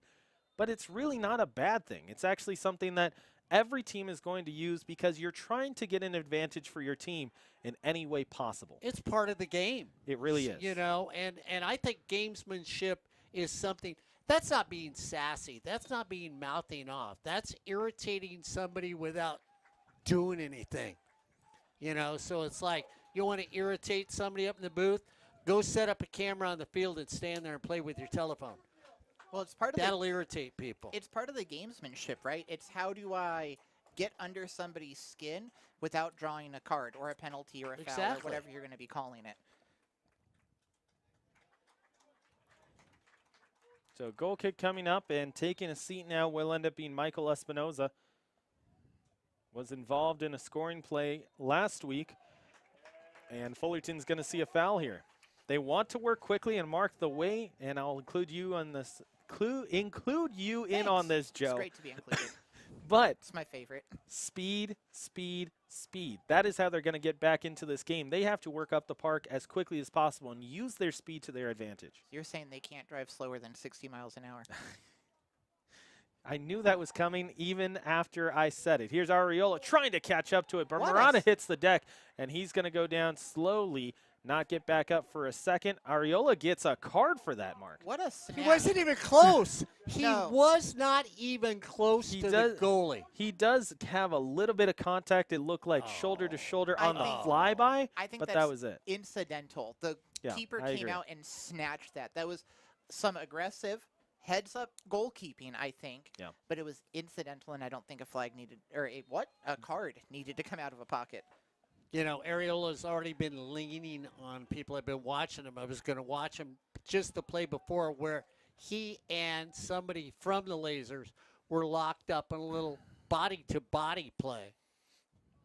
Jack Overton now in. IVC on the attack. It's a 2-on-4 down the middle. Nice clear away. Paul Mounter is there, and IVC will be content to let this one go out past the line, but they end up touching it, and Fullerton is going to gain a throw-in. And a little bit of gamesmanship with the, I think he had that back heel with the ball, sending it back. No, and I love the substitution on the other side, looking like he's going to pick it up, Mark, and then says, oh, wait, look, my shoe's untied. I got to make sure that it's all set and ready to roll. Wait a minute. That's not my ball, is it? Oh, I okay. do love when guys get creative like that. Even if you know that you're a Hornet fan and you're saying, okay, time is ticking down, you don't love the fact that time wasting is happening, but if you're a soccer fan, it's quite funny. It's part of the gamesmanship, like we were saying moments ago, right? It is indeed, as Paul Mounter is going to catch up to this one, has to backheel it to himself, can't get back to it as it's taken away by, it looks like Payne. Payne is going to line this one off of a Hornet, and it goes for a corner kick. And you can see them talking to each other. And I tell you what, as anybody who knows some of us, if you'd play there, we're all a little mouthy once in a while. Can you imagine what it must be like down the field right now? Well, I think we've talked about the Hornets being a physical team in the past. And, Ryan, I think in some of the past seasons we've called these teams, I remember seeing a lot of cards one season when we were out here. Yeah, no, you're absolutely right. That was actually 2 years ago. This is headed wide. It's going to be another corner kick. Goes off of a Hornet. But that was 2 years ago where both teams combined for nearly 10 yellow cards. No red cards in that one, but it was 5 on one side, 4 on the other side, 5 from Irvine Valley, 4 for Fullerton, in what was a very physical, very heated affair that ended up ultimately basically deciding the Orange Empire Conference. Backspun, back post, chance for IVC, into the air, cleared off the line. Fullerton's defense coming in clutch there for a second as that one is popped way up and high, and Fullerton's got to get up the park quickly. That was, yeah, like you said, great heads-up defending. They almost had another goal scored off of a header, it seemed like there almost. They did. They dropped it down on that far post, but it looked like it was Williams who caught up to it for a second, and Fullerton is going to get called for a foul here. Everyone off the bench for Irvine Valley going over to warm up. Fullerton College has all of their reserves on the left-hand side, also up and in the pennies as well. And they're going to watch on as a free kick comes up for the Lasers. Back spun into the air. It goes, pops down. That's going to be a corner kick if Fullerton can't get to it. They can, but not in time. You know what I love about Irvine Valley right now, though? We've seen it before when a team gets up by as many goals as they are. Ryan, you talked about wasting time and everything else. They don't really attack. They don't keep the pressure on. They sort of just want to control the ball and let the clock. The Lasers aren't doing that. You think the Lasers are down right now and want at least 3 more goals. Well, I mean, especially, so let's just look at where Fullerton is in the OEC conference. Let's look at where the Lasers have been in this conference and what sort of games that they've came off of. I mean, Fullerton scores against you. If I was on the Laser squad, I'd want to put at least 2 in the net to make them go, no, that was luck, and I'm going to show you that we have you exactly where we want you. Ronnie trying to catch up to it. He gets fouled. Fullerton doesn't like the call, but it's a great spot. If you're looking at a free kick from Irvine Valley here, Mark, you could not ask for a prettier spot on the field outside the box to take this. Yeah, they've been artistic handling the ball and then breaking just before the ball gets struck. They have called some plays from the sidelines that have been prettier than pink, that's for sure. And see, Mark, based off the success of what happened last time, I take these 3 guys on the near side of the field, move them towards the back post, and this curls towards the near side.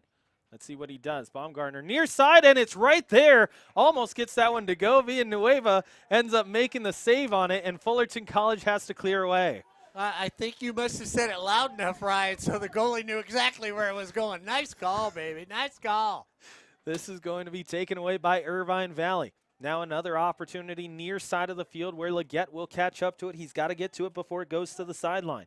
He does keep it in for a moment, but it's scooted away from him by Jonathan Minnie. Minnie is currently sitting on a 5-match scoring streak dating back to September the 30th against OCC. In his high school days up in Oregon, he was named the MVP of his senior season on his team at Sheldon High School. Also made it to the playoffs against Forest Grove, which they unfortunately lost 2-0, but nonetheless, a very good high school resume. Here's a chance for the Hornets inside the box. Another takedown. Nothing there for the official, and that ball goes out, and a goal kick comes up. So, guys, is this something, if whistle is blown right now, we're at time, we wrap this up 4-1. The Hornets walk away feeling good because they put one in the back of the net against IVC, who has been the standout team in the OEC, even though they've been, most of this game, unfortunately, getting beat like biscuit dough? No. No, I you don't don't. feel You good. feel terrible No. about this game, actually. No. So you double down on the getting beat like biscuit dough. Yeah, and you continue to feel like when is the cohesiveness? When's this all going to come together? Yeah, you really do. Because you both have talked about shots that were right there and just missed. And not as fortunate as you've been in the past. And if you're a player, you don't want it. Oh, as we get a little altercation down there in the corner, Ryan. A little extra at the end as Leggett ended up going into it with Roldan on the near side of the field. And it looks like trying to get into the mix was Tristan Amesco, and that's just not what is needed right now. Amesco came from the other side of the field to try and get into it with the Hornets on the near side, and a straight red for Leggett. How and why? He wasn't involved in the play. Is it because he tried? He was. That was actually the initial play that happened down here. Okay. That was the contact. But my goodness, a straight red for Jacob Leggett. And for Fullerton College, they're going to protest this, and rightfully so. The officials are going to talk it over just for a second, but a straight red for Leggett on that contact on the near side. Because of all the chirping, did the ref just make Leggett the fall guy, so to speak, to set an example? That's the only thing. Well, we haven't, I'm trying to figure it out, too. I'm sort of stunned by the card coming out here and everything else. And, you can tell that Kenny is not pleased with the call. And now, Ryan, we get a yellow card. Yeah, yellow is going to go against Tristan Amescor for coming all the way across the field to try and get into it with Leggett. I am still shocked that that was a straight red. Was it deserving of a card? Absolutely, and without question, because that was a little bit of extra unnecessary contact. Was it deserving of a red? At least from the broadcast location, it didn't seem so. Well, here's the other thing, though. Do we know what was said down there, too? No, we don't. That's the other thing, And too. that's You the have other no thing. idea. Something could have been said. Something could have been said about the injured player. And so, the referee could have said, okay, that's it. That's it. Hey. That's why my gut was going, I think he became kind of like the sacrifice. He became the fall guy. Everybody's chirping, and he just reaches for a red and gives it to somebody, because that got everybody to disperse real quick, because they knew the ref was ready to hand out cards. He was ready to book people, and everybody went, okay, I'm done. I'm done talking. We're done visiting. Yeah.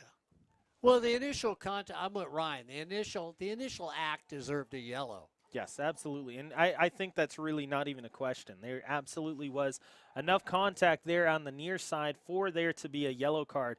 But it's just a little stunning, especially with the run of play. That's the other thing, too, is if it was a lot more chippy and a lot more into it, we would have seen that straight red, and it would have been a little bit more understandable. We have seen an escalation of kind of the chippiness in the plays and the physicality.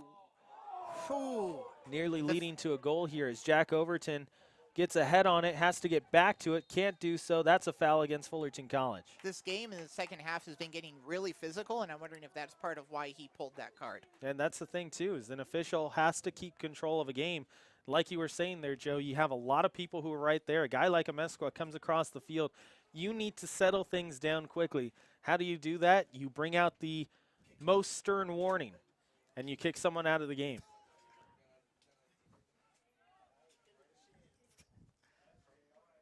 See Corey Naylor behind me. Thank God he doesn't play soccer. He cheap shot him. You go up, I go down. He fall to kicked the somebody ground. in the shin. Spinning wheels have got to go round. Back to my era. I've learned a few things across my life, Mark, as There this you go. is a foul with 10:40 to play here in regulation. Fullerton College, again, trailing at 4-1. They have had their chances. They had a ball that just goes past the right post. They've had 3 different turnover or takeaways that led to opportunities where they couldn't get the ball on frame. Liner back towards the Hornets, near side of the park. It will be taken over by IVC for a second. Kick it out, and now Fullerton will be able to throw it in. It's going to be Paul Acosta who's in. And then the Hornets just a few moments ago off of an in-swinger that finds its way towards the near side post and parried away at the very last second by Murata. Nicely saved, but it keeps Fullerton from getting that second marker. What a run up to that throw, and then a whistle was called, because I'm guessing more conversations that we're not privy to are happening on the field, guys. Heavy contact, heavy talking, and everyone was just saying, hey, what are you doing for dinner afterwards? I'm going to go get ramen. If you're going to go get sushi, maybe we can go to the same spot, and then we can have a little bit of a conference later. Right? Did you hear Chomps is no longer Chomps in downtown Fullerton? What? There's a ball that just goes just wide on the right-hand side, and it will end up not being deflected and a goal kick coming up. Is it really? I still want my Or- dozen lasers. Or maybe they're making plans to go see the Gridiron football game here tomorrow at 2 p.m. They could be doing exactly that. Don't forget to tune in as Fullerton College will be playing Bakersfield. The Renegades. The Renegades. They will be here at Fullerton College. No, there's not an echo. It's Mark Pavlovich who will be on the call, as he has been for the last years here at Fullerton College. It's like you guys can finish each other's We do. sandwiches. Thank What? you. I was going to say sandwiches. It could have been Burritos. pan dulce, because we're going to have Pan Dia de dulce. los Muertos next week. A or this upcoming croissant. week. A It's really croissant. like a laser. Not a puff pastry. If it's folded properly, There's no it might puff. be. It rises. There's Dough no and puff. butter and the entire thing It is rises. puff. There's It's air. not puff. Okay. Here's Villafana. He's going to bring it back, make that Cisco Torres. Now Paul Mounter says, I am done with this ball. Let's get it away. No, you know what he was saying? Puff, that was a dragon. No, I You guys are talking pastry. I thought it looked like he was kicking that ball like he was trying to get negative thoughts out of his head. Just sending him away. The Kick Hornet's ball, Nest kick that the ball. Joe sat on before Beehive. is out It here. was Beehive. Beehive. Beehive. Well, I'm trying to relate it to Ehi. Fullerton College. Ehi, that's in the high desert, isn't it? Ehi? No. Lehigh Oh. was that team that EIO? was in Old March McDonald? Madness. Under 8 minutes to play. We've lost the plot. Fullerton and IVC have not, as they're trying to get their way back to at least a tie here for Fullerton College, but they've got a lot of work to do and just a little bit of time to do so. Ball I into can the air. relate to that. Ball into the air. Speared over towards that far side. Hornets on the chase, can't catch up to it. Nice bounce that goes in IVC's favor. Cleared away by the Hornets, takeaway by Cisco Torres. Cisco wants to line it to Jack Overton. Nice job by a IVC laser on the far side. That was Baumgartel. And for Baumgartel, he's had a good game here, Mark. He's got the opening score in the first 5 minutes, and then he has also been consistent in stopping Fullerton's attack. Yeah, he really has. And when you watch him use his ability to get off the ground, it's not necessarily how high I get, it's the judgment of how high I need to get. And he has done that well so far here. It feels a little bit to me, I'm going to say probably because the build and his height feels like Hayden Kenny, although Kenny was a midfielder to forward. He looks like he's playing on the defensive side of the ball, but that physicality when he's getting up into the air trying to compete for a ball. If you're looking to compare it to someone that Fullerton has seen a lot in the last few years, I'd go Angel Saviano. Okay. Lots of height to him, lots of size to him, and that's the way that he kind of plays. Very possession-based, very make sure that you have the body positioning and then use your angles to your advantage. Of course, Angel Saviano ended up transferring out, ends up going to San Francisco State, if I'm not mistaken, and then finally now is at Cal State LA, who is one of the top 5 ranked teams in the nation at the moment. Evan Courtney has to be on a foot race near the clear. A goal! Fullerton 4-2, but they've got to hurry and get it back to the midfield. Evan Courtney is going to get the goal. He forces the turnover, and it's a bad clearing attempt on the backside by Irvine Valley, and it's now 4-2. Fullerton has got to get things going in a hurry again, Mark. It's a good takeaway, but if you're Fullerton College, you cannot waste any time. Joe, you got to love what Courtney did. He got the ball and decided, hey, I'm just going to take it myself and make the goal. I'm not going to give it up. I'm not going to give it to anybody else. He took it all the way there and then beat the goalie on his own. That's what sometimes you have to determine. You have to have an ego when you're playing the game. Yeah, no, definitely. I think sometimes a forward and underrated trait is you need to be selfish. You need to have an ego. He was in the foot race. He said this was my ball, and it seemed like he didn't put a lot of beams on it. It was just a little toe poke and enough to kind of sneak it under the keeper or past him.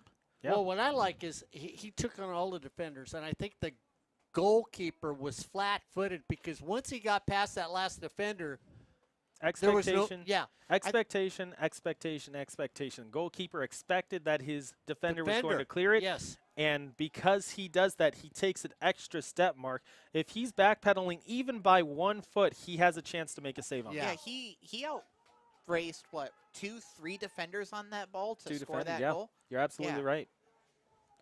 Fullerton has to work again quickly. Viafana on the turnover. Jack Overton can't catch up to it. And now it will end up lining on that far side. Little check down. Paul Mounter is going to have to chase after it quickly. We're in the stages of the game, Mark, where you're going to see IVC just clearing the ball into the corners. Yeah, They're waste just the clock, trying to baby. waste the clock, like you're talking about. You know that you're going to have a lot of time to work with when it comes to stoppage. It should be at least 4 minutes of stoppage time if my own clock was correct. Palacios looking for a teammate, doesn't get the contact he wanted. Evan Courtney on the possession. Possession back to Courtney by way of Fullerton College, and it looks like Viafana. He's had a good game. He lets this one fly. A shot is on, and Murata is there for the save. That was some great dribbling, getting into position, and I can't blame him for firing that off. And Mark, correct, and Joe as well, correct me if I'm wrong, but it seemed like that wasn't a shot to score. That was a shot to get it on frame, look for a rebound, or have someone else deflect it. I think so. I think you try to put it in the area and hope something happens. And again, that far out, if it finds the back of the net, bonus points, right? Absolutely, as Fullerton needs another chance to get themselves on the board. 4-2, directing traffic is Alexis Villanueva. On the right-hand side, he's calling for a little bit more spacing. The only two behind the ball are Viafana and Cisco Torres. High floater far to Overton, where it's going to go past IVC and out for a corner kick. Possession, advantage, and momentum all in the way of Fullerton College over the last 10 minutes. This is the same Fullerton team we saw 3 weeks ago here at Fullerton College when they were trailing and trying to get themselves back into it, as this will be a corner kick for the Hornets and a couple more guys check in, one being Daniel Scott, who comes back into this one. Lots of possession and opportunity for the Hornets. They're looking to get back into this one after trailing it by 4. They're only trailing it by 2 at the current moment. Evan Courtney comes back. He's getting direction from the bench. He's being told to stay on the pitch. Clock still ticking. Going down, going down, going down. These seconds Fullerton will not get back as Jared Rodriguez will not be instructed to go onto the pitch in place of Evan Courtney. Chance now for the Hornets. Cortez at the top of the box. He's going to watch on. Up into the air, down the middle. A chance for Fullerton, and it goes near post. Everyone hopping around on the Fullerton sideline as that one ends up going out for a throw-in, and Fullerton got the header that they wanted, but it was cleared away. You know, I'm going to say, a lot of people like to say luck is when hard work meets, preparation. The Hornets have been putting in the hard work this second half. Looks like they're prepared, and I'm with Mark. You still need the luck. Yeah, but if you were to divide this game into 2 separate games, IVC won the first game, and Fullerton is winning the second game here on Hornet Radio. Paul Mounter did not get the throw-in he wanted here on this next opportunity. It gets tossed in, taken down inside the box. No call from the official. That was from the... If we're talking about extensions the last time, Ryan, that was a stiff arm if I've ever seen one. It's a tough one there, especially considering that the official is kind of going back to last week with what we saw, if I'm not mistaken, against Golden West. The official does not want to decide this matchup, and in this case, that's exactly why that's not called. If you're looking at it in the 35th minute mark, the 47th minute, that probably gets called. Mark. Consistency in the first calls, half, man. First half it gets Consistency. If called. you're going to give a penalty for something similar just because Here's a you don't want to decide the outcome of the game, as that got cleared, that'd bring you to 3-4 with a minute and change left on the scoreboard. You're closing the gap. You're not deciding the outcome of the game, man. Sorry. My Hornet fan is showing. Fandom's good. Fandom's good. Fanaticism is even better.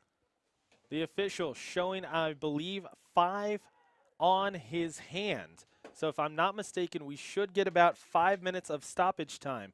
So if that is in fact the case, that goes in Fullerton College's favor. They're trying to get it inside the corner, force it towards that far side, and it is IVC's ball. Tough one for Fullerton as they fought for it in the corner. They're going to have to end up seeing this one go out. The main official calls it a goal kick. What? I mean, So far side official says that it's a throw-in. Main official says that it's going to be a goal kick. And nonetheless, it will end up being 5 additional minutes that get credited to the additional time. So if you go 5 minutes from now, Fullerton still has a little bit of time to go. looks like a lot of time if you look at the scoreboard. No, that's Scott Giles trying to do that. So, Ryan, this game should end at roughly 8 o'clock Pacific Standard Time. Earlier. West 5 Coast- minutes of stoppage time means 7:56 at the time. Here's a chance for the Hornets. Near side, heavy contact. Nothing doing there. Here's Cisco Torres. I always just refer to it as West Coast, Best Coast time, Mark. Torres, left-footed. That gets cleared. Jacob Cortez has to get to it. Nice job to volley it to himself, thinking about taking a shot. He leaves it for Villafana, who fires it wide. I don't think he got the piece of the ball he was hoping to get with how that kind of hooked and went across the field, unless he was trying to connect to another Hornet that I wasn't seeing what he was seeing at the angle he was on the field. No, I think that was straight in on goal. Miguel Rodas ends up coming in for Fullerton College as Scott Giles checks on the clock. We've got under 4 minutes to play. Should be about 3.5 left in this one. Substitutions made by Irvine Valley on the far side of the park. And if you're Fullerton, The question for you is, where was this squad with 30 minutes left? We've seen them have this chance or have these chances late in games because they have the pressure, they have the skill set. It's just been tough to get this going in the earlier frames. And the other issue is, too, they're getting all these chances with 10 men.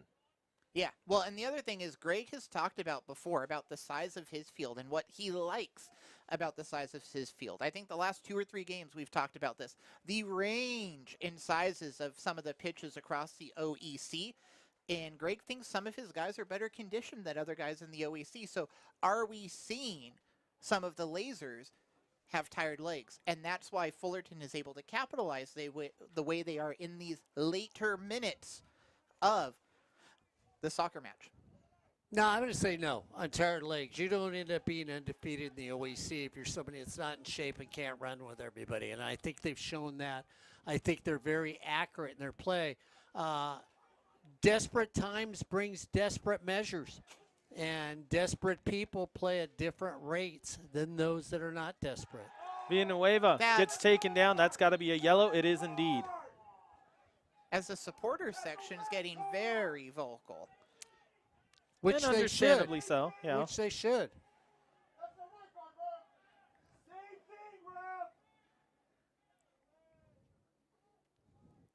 Fullerton trying to take it, playing it out of the back at the current moment. They've got to get 2. They've only got about a minute and a half to do so. So this one's a tough one. IVC on the takeaway. They've got it once more. Turnover. Now the Hornets get it right back. 4-2 is our score. And that's going to do it.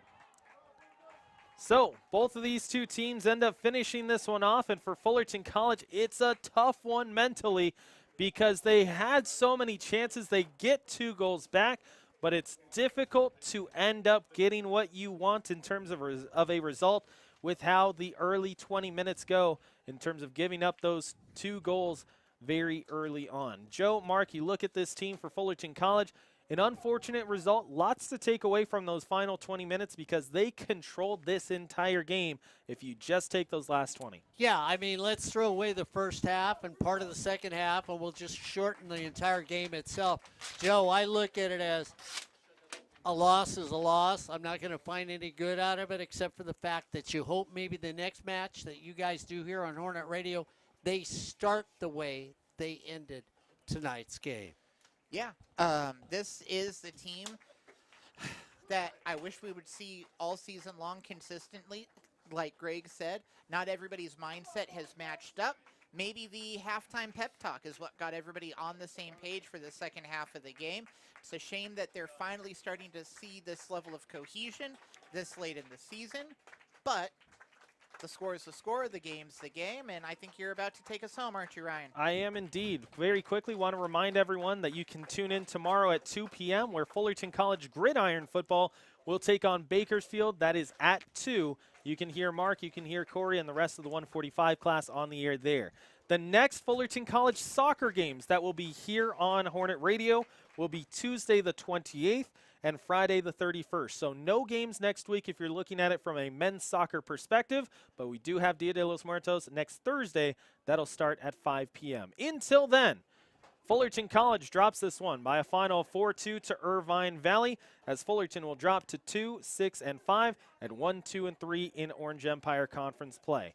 Until tomorrow, if you're a Gridiron football fan, or the 23rd if you're a fan of Dia de los Muertos, you have been watching Fullerton College men's soccer here on Hornet Radio.